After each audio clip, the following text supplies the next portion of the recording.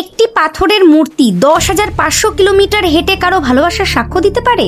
বৃন্দাবনের ভগবান শ্রীকৃষ্ণের দ্বারা এই কোটি কোটি ব্রহ্মাণ্ডে এমন কোনো কাজ নেই যেটা অসম্ভব, কিন্তু তার একটি শর্ত ছিল ভয়ঙ্কর।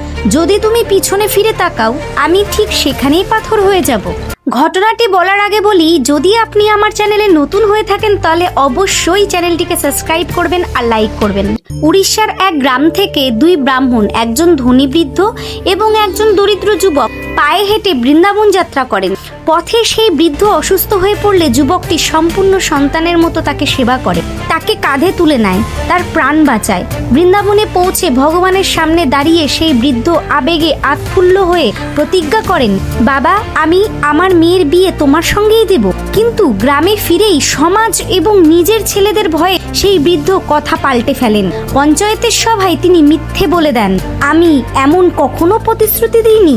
সবাই সেই গরিব যুবককে উপহাস করতে শুরু করে, তাকে তাচ্ছিল্য করে বলা হয়, যদি সত্যি ভগবানের সামনে এমন প্রতিজ্ঞা হয়ে থাকে তবে যাও, ভগবানকে সাক্ষী হিসাবে ডেকে নিয়ে এসো।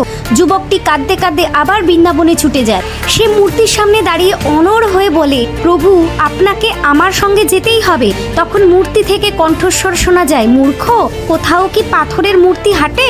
যুবকটি গভীর ভক্তি আর ভালোবাসার কণ্ঠে উত্তর দেয়, প্রভু, যদি পাথরের মূর্তি কথা বলতে পারে তবে সে হাঁটতেও পারে। ভক্তের এই উত্তরে ভগবান পরাজিত হন। তিনি হাসি মুখে প্রসন্ন হয়ে বলেন, ঠিক আছে, তোমার ভক্তিই জয়ী, আমি তোমার জন্যই হাঁটব। কিন্তু সঙ্গে একটি শর্ত, আমি তোমার পিছনে পিছনে আসব, কিন্তু তুমি আমাকে দেখবে না, শুধু আমার নুপুরের ছমছম শব্দ শুনবে। যেই মুহূর্তে তুমি পিছনে তাকাবে আমি সেখানেই থেমে যাব। বৃন্দাবন থেকে উড়িষ্যা পর্যন্ত দীর্ঘ পদযাত্রা শুরু হয়। যুবকটি শুধু নুপুরের ছমছম শব্দ শুনেই হাঁটতে থাকে, কিন্তু গ্রাম কাছে আসতেই পথে বালির স্তূপ পড়ে। বালির মধ্যে নুপুরের শব্দ আর শোনা যায় না। যুবকের বুক ধক করে ওঠে, তার মনে হয় ভগবান হয়তো আর আসছেন না। ভয় আর দুশ্চিন্তায় সে সেই সময় ভুল করে বসে।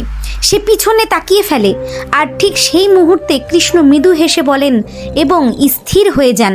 তিনি সেখানেই পাথর হয়ে দাঁড়িয়ে পড়েন। শর্ত ভেঙে গেছে, কিন্তু প্রতিজ্ঞা পূর্ণ হয়েছে। ভগবান সাক্ষ্য দিতে পৌঁছে গেছেন। সেই মূর্তি আজও উড়িষ্যায় সাক্ষী গোপাল মন্দিরে বিরাজমান।